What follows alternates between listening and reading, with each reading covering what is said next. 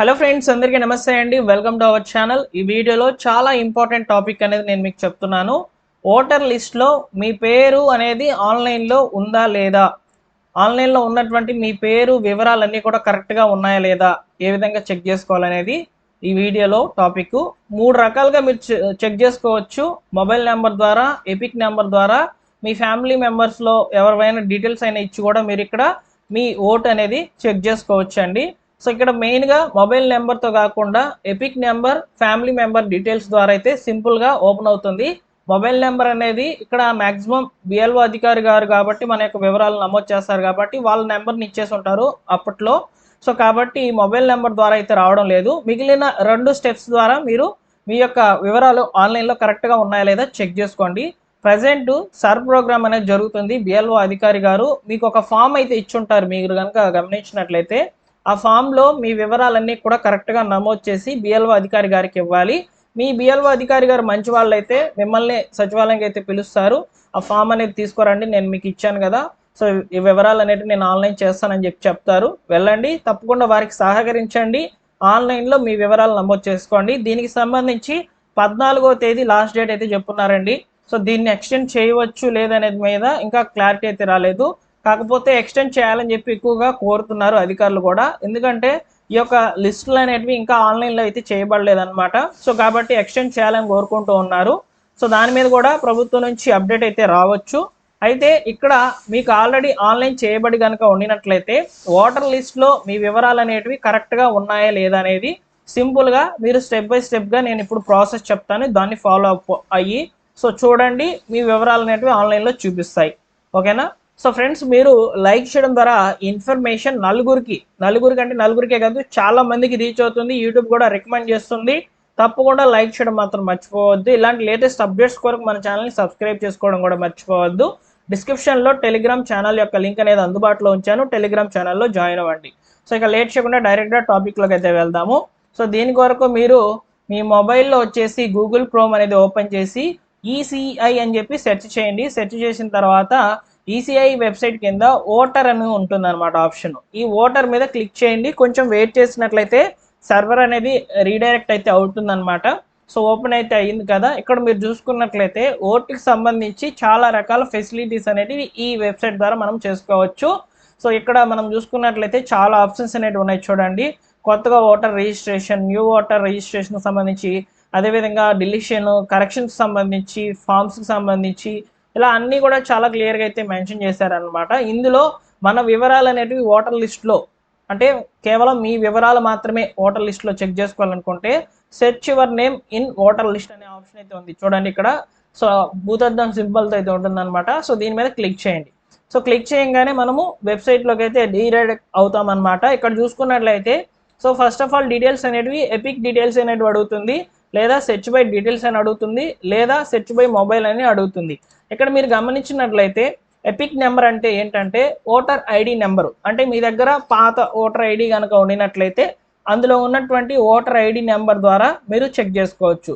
మాకు voter ID number తెలియదన్నా అనుకుంటే so మీరు సింపుల్గా సెర్చ్ బై డీటెయిల్స్ ద్వారా కూడా చెక్ చేసుకోవచ్చు. సో ఇక్కడ నేను మీకు first of all voter ID కనుక లేకపోతే ఏ విధంగా చెక్ చేసుకోవాలనేది నేను మీకు చెప్తాను చూడండి. సో దీని కొరకు వచ్చేసి మీరు మధ్యలో ఆప్షన్ సెర్చ్ బై డీటెయిల్స్ అనే ఆప్షన్ని క్లిక్ చేసుకోవాలి. క్లిక్ చేసుకున్న తర్వాత సెలెక్ట్ యువర్ స్టేట్ కార్డ్ వచ్చేసి మీ స్టేట్ని సెలెక్ట్ చేసుకోవాలి. తర్వాత లాంగ్వేజ్ వచ్చేసి ఇంగ్లీష్ అయినా ఓకే, లేదనుకుంటే తెలుగు అయినా పెట్టుకోవచ్చు. పెట్టుకున్న తర్వాత మీ పేరు, మీ బంధువుల పేర్లు, అదేవిధంగా మీ డేట్ ఆఫ్ బర్త్, అదేవిధంగా మీ జెండరు, మీ యొక్క జిల్లా, మీ యొక్క నియోజకవర్గం, ఇక్కడ కనిపిస్తున్నటువంటి క్యాప్చా కోడ్, ఎంటర్ క్యాప్చా కోడ్లు ఇచ్చేసి సెర్చ్ చేసి చూసుకోవచ్చు. అయితే ఇక్కడ ఒక ట్రిక్ చెప్తాను చూడండి మీకు. ఇక్కడ పేరు అనేది ఎప్పుడు కూడా మీ పేరు అనేది ముందు రాసి తర్వాత మీ ఇంటి పేరు అనేది రాయాలి. ఆధార్ కార్డులో సో మీ యొక్క వివరాలు అనేటివి ఏ విధంగా ఉన్నాయో ఆ వివరాలని ఇక్కడ ఇవ్వండి. కాకపోతే ఫస్ట్ పేరు రాయండి, పేరు తర్వాత సర్నేమ్ అనేది రాయండి. ఓకేనా? నెక్స్ట్ వచ్చేసి బంధువు పేరు విషయంలో వచ్చేసి మీ నాన్నగారి పేరు అనేది రాయండి. ఇక్కడ మీరు సర్నేమ్ అనేది మెన్షన్ చేయాల్సిన అవసరం లేదు. సో ఇక్కడ మీరు వచ్చేసి మీ నాన్నగారి పేరు అయితే రాసేయండి. రాసిన తర్వాత డేట్ ఆఫ్ బర్త్ అన్న ఇవ్వండి, లేదా వయసు అన్న ఇవ్వండి. కరెక్ట్గా డీటెయిల్స్ రావాలనుకుంటే డేట్ ఆఫ్ బర్తే ఇవ్వండి. ఓకేనా? నెక్స్ట్ వచ్చేసి మీ జెండర్ మేలా ఫీమేలా అనేది ఇవ్వండి. సో ఇచ్చేసిన తర్వాత మీ యొక్క జిల్లాని సెలెక్ట్ చేసుకోండి. తర్వాత మీ యొక్క అసెంబ్లీ నియోజకవర్గాన్ని సెలెక్ట్ చేసుకోండి. సెలెక్ట్ చేసుకున్న తర్వాత ఇక్కడ కనిపిస్తున్నటువంటి క్యాప్చా కోడ్ ఏదైతే ఉందో ఈ క్యాప్చా కోడ్ అనేది ఈ క్యాప్చా బాక్స్లో అయితే ఇచ్చేసి సెర్చ్ మీద క్లిక్ చేస్తే వివరాలు అనేటివి ఓపెన్ అవుతాయి. ఖచ్చితంగా చెప్తున్నాను, నేను ఆల్రెడీ చెక్ చేశాను. కాకపోతే ఆ వివరాలు ఇక్కడ చూపించేదానికి కుదరదు, నాకు ఇష్యూస్ అయితే వస్తాయన్నమాట వీడియోకి. సో అందువల్ల నేను చెప్పడం లేదు. నేనైతే చెక్ చేసుకున్నాను, వర్కౌట్ అయింది కాబట్టి నేను మీకు వీడియో చేసి చెప్తున్నాను అనమాట. ఓకేనా, కరెక్ట్గా చెక్ చేసుకోండి, నేను చెప్పినట్లే చేసుకోండి. మీకు అర్థం కాకపోతే ఒక 30-40 సెకండ్స్ వెనక్కి వెళ్ళి మళ్ళీ వినండి, మీకు అర్థమవుతుంది. మొబైల్ నెంబర్ ద్వారా కూడా చెక్ చేసుకోవచ్చు. అయితే ఇది వర్కౌట్ అవ్వడం లేదనమాట, కేవలం సెర్చ్ బై డీటెయిల్స్ ద్వారా అవుతుంది. లేదు మీ దగ్గర ఎపిక్ నెంబర్ అంటే మీ ఓటర్ ఐడి నెంబర్ అనేది కనుక ఉంది అనుకోండి, ఆ నెంబర్ని ఇక్కడ ఇచ్చేసి మీ స్టేట్ని సెలెక్ట్ చేసుకొని ఇక్కడ కనిపిస్తున్నటువంటి క్యాప్చా కోడ్ని ఈ క్యాప్చా బాక్స్లో ఇచ్చేసి సెర్చ్ చేసినట్లయితే వివరాలు అనేటివి ఓపెన్ అవుతాయి.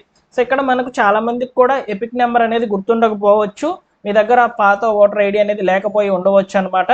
సో కాబట్టి సెర్చ్ బై డీటెయిల్స్ ద్వారా మీరు సెర్చ్ చేసుకోండి, ఆన్లైన్లో వివరాలు అనేటివి చూపిస్తాయి. ఒకవేళ అందులో ఏమైనా కరెక్షన్స్ కనుక ఉండినట్లయితే పేర్లు అనేవి తప్పుగా రావడం వల్ల సో ఇక్కడ మీకు వివరాలు అనేటివి కరెక్ట్గా చూపించడం లేదని మీరు భావించినట్లయితే సో మనకు 15వ తేదీ నుంచి మళ్ళీ ఈ యొక్క బిఎల్ఓ అధికారి ద్వారా ఫామ్స్ అనేటివి ఫామ్ 16 ఇట్లా వస్తాయన్నమాట. ఫామ్ 6, ఫామ్ 5 ఇలా అనేటివి ఉన్నాయన్నమాట.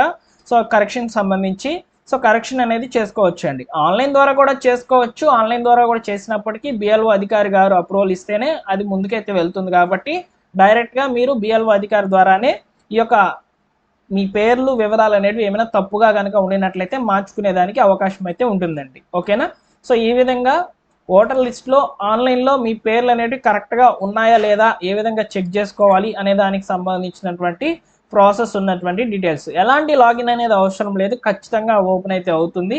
సో మీకు క్లియర్గా చెప్పానండి. ఇన్ఫర్మేషన్ వర్తీగా ఉంది, నచ్చింది అనుకుంటే తప్పకుండా వీడియోని లైక్ చేసి మీ మిత్రులకు అందరికీ కూడా షేర్ చేయండి.